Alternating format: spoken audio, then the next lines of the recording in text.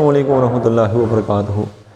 Student, आज हमारा जो लेक्चर नंबर 3 है, हम लोग फंक्शन ऑफ सेवरल वेरिएबल के चैप्टर में लेक्चर नंबर 3 में हम ये देखना चाहते हैं कि आयलर थ्योरम जो होता है उसकी हेल्प से और किसी भी इस टाइप का फंक्शन जब हमसे पूछा जाता है, और ये एग्ज़ाम पॉइंट ऑफ व्यू से ये बड़ी इंपॉर्टेंस रखता है ये स्टेटमेंट, राइट हैंड साइड की बात नहीं करना, जस्ट लेफ्ट हैंड साइड। और इसके लिए हमें किसी भी टाइप की कोई एक्सरसाइज का कोई क्वेश्चन पूछा जा सकता है, तो जो आइडियाज़ हम यहाँ पे यूज़ करेंगे इसकी मदद से हम फुल एक्सरसाइज सॉल्व कर सकते हैं और आयलर थ्योरम की एप्लीकेशन को समझ सकते हैं।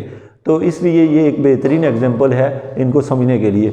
सबसे पहली बात ये कि स्टूडेंट हमें दिया ये क्या है कि इफ़ यू जो है वो arc tan of this one है, show that x into partial u by partial x plus y into partial u by partial y equal to sine 2u। ये जो क्वेश्चन आपको दिया हुआ है ये दिया है और ये शो करना है।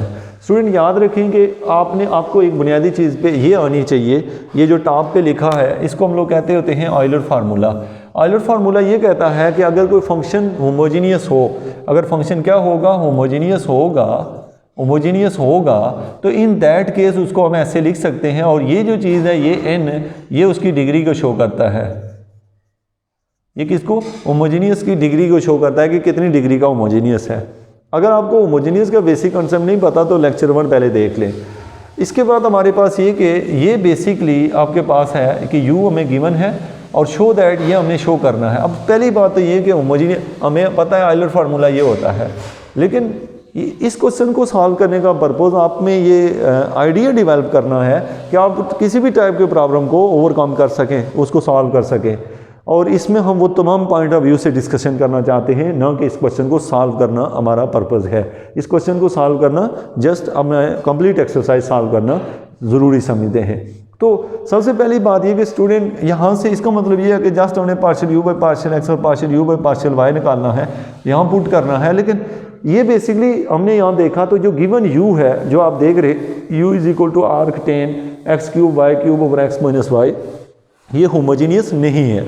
अब ये कैसे होमोजीनियस नहीं है? क्योंकि आपको पता है कि अगर यहाँ से इसको होमोजीनियरिटी को चेक किया जाए तो यहाँ से t क्यूब बाहर निकलेगा और नीचे से t आएगा, और वो t इन्वर्स से बाहर नहीं आ सकता। तो जब वो इन्वर्स से बाहर नहीं आ सकता तो इट मीन कि वो फंक्शन होमोजीनियस नहीं है। तो ये फंक्शन ही होमोजीनियस नहीं है, तो हम ये वाली जो कंडीशन है इसके ऊपर अप्लाई नहीं कर सकते। तो स्टूडेंट हमने क्या किया कि यहाँ से आर्क टेन जो है, ये आर्क टेन जिसको हम टेन इन्वर्स कहते हैं, ये इस साइड पे आया तो ये टेन u बन गया। अब यहाँ पे क्या हुआ कि ये जो आर्क टेन है ये यहाँ से इधर आया तो टेन u बना, और यहाँ पे बना है x cube plus y cube divide by x minus y. अब स्टूडेंट ये जो वैल्यू बनी है इसका नाम हमने खुद से z रख लिया, इसका नाम हमने z रख लिया। ये जो टेन u है इसको हमने क्या कह दिया? z। अगर हम इसको z कह दें तो ये फंक्शन एक नया फंक्शन बन चुका है, और इसकी वैल्यू क्या है? X cube plus y cube divide by x minus y, ये इसकी वैल्यू है। अब स्टूडेंट अगर हम गौर से देखें तो दिस फंक्शन इज़ होमोजीनियस। अब आपका क्वेश्चन ये है कि हाउ इट इज़ होमोजीनियस। तो होमोजीनियस इस तरीके से कि आप इसको यहाँ पे मैं लिखूँ, अगर ये मेरे पास x cube plus y cube है और नीचे जो है एक्स माइनस वाई है, तो होमोजीनियस चेक करने के दो तरीके हैं। मैं किसी एक पैटर्न से इसे करता हूँ। सबसे बड़े पावर वाली एक्स को कॉमन ले लें तो ब्रैकेट में बचेगा 1 plus y cube over x cube, और नीचे से भी एक्स को कॉमन ले लें तो 1 माइनस वाई ओवर एक्स। तो ये क्या किया है कि सबसे बड़ी पावर वाला x कॉमन ले लिया। जब कॉमन लेते हैं तो हमारे क्वेश्चन में ये x इससे कट जाता है, तो यहाँ बचता है x square into 1 plus y cube over x का क्यूब, और नीचे बचता है 1 माइनस वाई बाई एक्स। ये जो पैटर्न मैंने लिखा है इससे पता चला कि ये फंक्शन होमोजीनियस है और इसकी डिग्री 2 है, क्योंकि इसकी पावर 2 है। अब आपका स्टूडेंट मसला ये है कि याद रखें कि ये पैटर्न एक तरीके से मैं ऐसे भी होमोजीनिटी को चेक करता हूँ, और यहाँ पे मैं दूसरे पैटर्न से भी करके आपको दिखाता हूँ। वो क्या है? वो ये कि जब हम यहाँ पे t पुट कर लेते हैं, टी एक्स का क्यूब माइनस टी वाई का क्यूब, और नीचे भी रख लेते हैं t x minus t y, तो ऊपर से टी क्यूब कॉमन ले लिया तो ब्रैकेट में बचेगा एक्स क्यूब माइनस वाई का क्यूब, और नीचे से एक्स माइनस वाई बचा, और बाहर क्या बचा है? ऊपर प्लस था, यहाँ पे प्लस है, और यहाँ पे t, तो t इससे कैंसिल हुआ तो बाहर आ गया t का स्क्वायर, और ब्रैकेट में बचा x cube plus y cube divide by x minus y. तो मीन t यहाँ से कॉमन आ रहा है और इसकी डिग्री भी 2 है, तो ये होमोजीनियस है और इसकी डिग्री 2 है।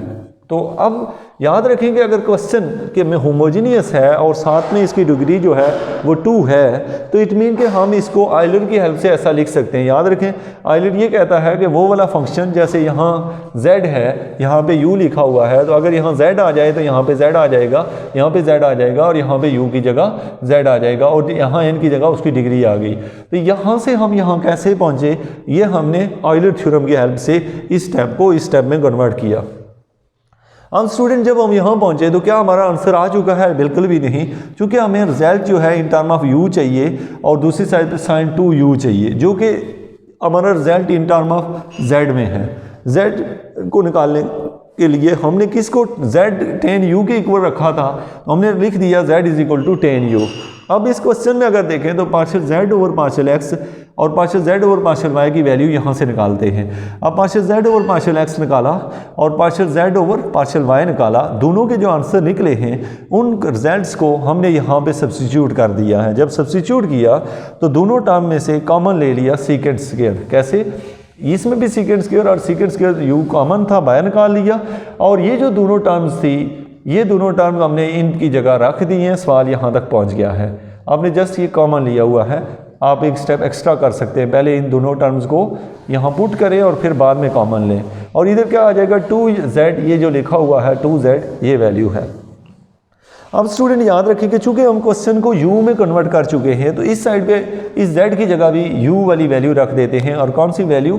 tan u। मीन कि हमें पता है कि जहाँ z है उसकी जगह tan u रख सकते हैं, तो यहाँ पे भी क्या आ जाएगा tan u। tan u mean कि मैं उसको लिख सकता हूँ sin u over cos u, लिख लिया sin u over cos u।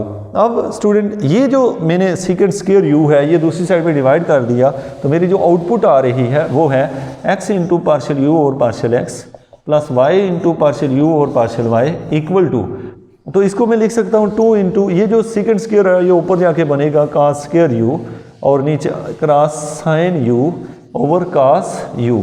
तो अब यहाँ से ये स्क्वायर इससे कैंसिल हो जाएगा, तो हमें पता है 2 cos u और sin u इक्वल होता है।